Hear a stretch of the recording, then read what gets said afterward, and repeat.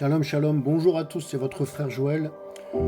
Aujourd'hui, mon frère, ma soeur, je te parle des 9 dons du Saint-Esprit. Donc c'est un très court enseignement, ça ne prendra que quelques minutes. Je ne vais pas aller dans la profondeur des choses, mais simplement, je voulais ici peut-être apporter à celles et ceux qui en manquent cette connaissance sur ce que sont les dons du Saint-Esprit, et puis aussi peut-être raviver la flamme chez celui ou celle qui voit peu à peu sa vie de prière, sa vie spirituelle commencer à décroître. Alors aujourd'hui, je te parle de ça, les 9 dons du Saint-Esprit. C'est maintenant, n'oublie pas de liker, de commenter, de partager. Que le Seigneur vous bénisse abondamment. Donc on va parler des 9 dons du Saint-Esprit aujourd'hui, je te parle de ça. C'est ce qu'on va voir ici dans 1 Corinthiens 12. Tout à l'heure, je vais vous lire une partie de ce chapitre. C'est là où on retrouve vraiment... je dirais la nomenclature principale. Il y a beaucoup d'autres dons, mais là, ici, ce sont les 9 principaux dons dont l'apôtre Paul nous parle dans le premier livre des Corinthiens, la première épître aux Corinthiens. Alors, juste une chose, il ne faut pas confondre les dons de l'Esprit et le fruit de l'Esprit. Les fruits du Saint-Esprit, c'est ce qui permet aux croyants, aux chrétiens, de manifester le caractère de Christ. Vous voyez, c'est la bonté, la charité, la tempérance, la compassion, l'hospitalité, la débonnaire, toutes ces choses sont les fruits de l'Esprit, c'est ce qui va transformer le caractère de l'homme. C'est le Saint-Esprit qui transforme le caractère de l'homme. Donc comment ça fonctionne les 9 dons spirituels du Saint-Esprit ? Avant toute chose, avant de parler des dons spirituels, il me plaît ici de te rappeler, mon frère, ma soeur, qu'il faut d'abord recevoir le Saint-Esprit. Ensuite, il faut activer le Saint-Esprit, il faut manifester la vie de l'Esprit en toi. Donc, comment est-ce qu'on fait pour recevoir le Saint-Esprit ? Tout d'abord, il convient de se baptiser au nom du Seigneur Jésus-Christ. D'accord ? C'est très important de se baptiser au nom du Seigneur Jésus-Christ, parce que ceux qui baptisent au nom du Père, du Fils et du Saint-Esprit, mais ça, ce ne sont pas des noms, ce sont les fonctions du Dieu unique. Le christianisme est un monothéisme. D'accord ? Donc le nom du Père c'est Jésus, le nom du Fils c'est Jésus, voilà. C'est le même Dieu mais avec 3 fonctions différentes. Moi pour ma maman je suis un fils, pour mes enfants je suis un père, pour mon épouse je suis un époux. Mais je m'appelle toujours Joël, c'est toujours mon nom, donc on baptise bien au nom de Jésus. L'apôtre Pierre nous le dit dans le livre des Actes, repentez-vous de vos péchés, faites-vous baptiser au nom du Seigneur Jésus-Christ. Et vous recevrez le don du Saint-Esprit. Donc voilà ce qu'il faut faire. D'accord ? Ensuite, le Saint-Esprit est ici pour nous guider. Le Saint-Esprit est un guide. Le Saint-Esprit est celui qui nous permet de rendre témoignage. Le Saint-Esprit est celui qui vient nous convaincre de péché. Mais vous devez comprendre une chose, c'est que nous recevons le don du Saint-Esprit lors du baptême d'eau, mais ce n'est pas pour autant que nous sommes à ce moment-là baptisés par le Saint-Esprit. Il faut pour cela avoir la nouvelle naissance. D'accord ? C'est ce qu'on appelle le baptême de feu. C'est ce que Jean le Baptiste a dit, celui qui vient après moi est plus puissant que moi, et lui vous baptisera de feu. Moi je vous baptise d'eau, et lui vous baptisera de feu. Donc il faut savoir une chose, c'est que le Saint-Esprit ne donnait qu'aux croyants qui sont obéissants. Dieu donne le Saint-Esprit à ceux qui sont obéissants, à ceux qui ont une vie consacrée. Le Seigneur Jésus a dit, je vous lis ça ici, c'est dans Jean 14, 15, 16. « Si vous m'aimez, gardez mes commandements, et moi je prierai le Père, et il vous donnera un autre consolateur pour être avec vous éternellement. » Amen. Donc vous voyez, c'est ça la base. Ensuite, évidemment, on doit demander ce baptême du Saint-Esprit, on doit demander de baptiser. Mais la Bible te dit aussi, mon frère, ma soeur, si tu recherches le don du Saint-Esprit, la Bible te dit, demandez, il vous sera donné, cherchez, et vous trouverez, heurtez, il vous sera ouvert, car quiconque demande reçoit, et celui qui cherche trouve, et à celui qui heurte, il sera ouvert. Ou quel est l'homme d'entre vous qui, si son fils lui demande un bout de pain, lui donne une pierre, et s'il lui demande un poisson, lui donne un serpent? Si donc vous, qui êtes méchants, vous savez donner à vos enfants des bonnes choses, à combien plus forte raison votre Père qui est dans les cieux donnera-t-il de bonnes choses à ceux qui les lui demandent? Dans Matthieu 7. D'accord, ça c'est Matthieu 7. Donc maintenant on en arrive à cette partie, les 9 dons du Saint-Esprit. Je vais vous lire 1 Corinthiens 12, c'est là où on retrouve ça.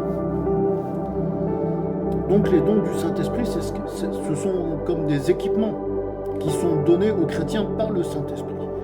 Et l'apôtre Paul commence ce chapitre 12 par les mots suivants. Pour ce qui concerne les dons spirituels, je ne veux pas, frères, que vous soyez dans l'ignorance. Amen. Donc, c'est très important de prendre conscience de ce qu'il y a ici. Bon, je vais essayer de... Comment dirais-je? Je vais essayer de vous emmener à l'essentiel. Je vous recommande vraiment instamment de lire 1 Corinthiens 12 sur les dons spirituels pour bien vraiment comprendre de quoi il s'agit. Parce qu'ici, le petit enseignement que je vous donne ici est très court. Donc, qu'est-ce que nous dit l'apôtre Paul? Il y a diversité de dons, mais le même esprit. Diversité de ministères, mais le même Seigneur. Diversité d'opérations, mais le même Dieu qui opère tout en tous. Donc qu'est-ce qu'on comprend? C'est que c'est le Saint-Esprit qui donne les dons spirituels. C'est le Seigneur Jésus-Christ qui donne, qui élève les ministres. Et c'est le Seigneur Dieu Tout-Puissant qui fait toutes les opérations. C'est lui le directeur des opérations. C'est le même Dieu qui opère tout, en tous.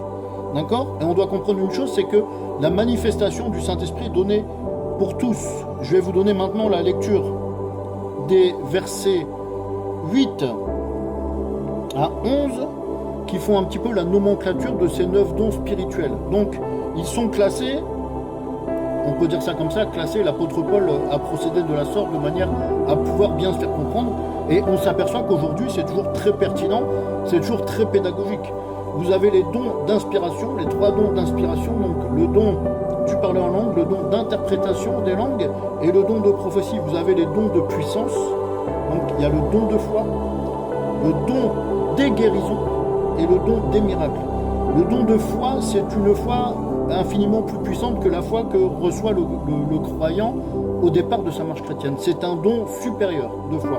Et enfin, vous avez les dons de révélation qui sont également au don de 3, le don du discernement des esprits, le don de la parole de connaissance et le don de la parole de sagesse. Et ces dons opèrent ensemble les uns avec les autres. Quand la maturité spirituelle vient, quand l'habileté vient avec la pratique, ce qui est au départ une mécanique devient quelque chose de dynamique. Et les dons se soutiennent les uns les autres. Voilà ce qu'il faut en retenir pour l'essentiel. Donc, je vous lis ces fameux versets.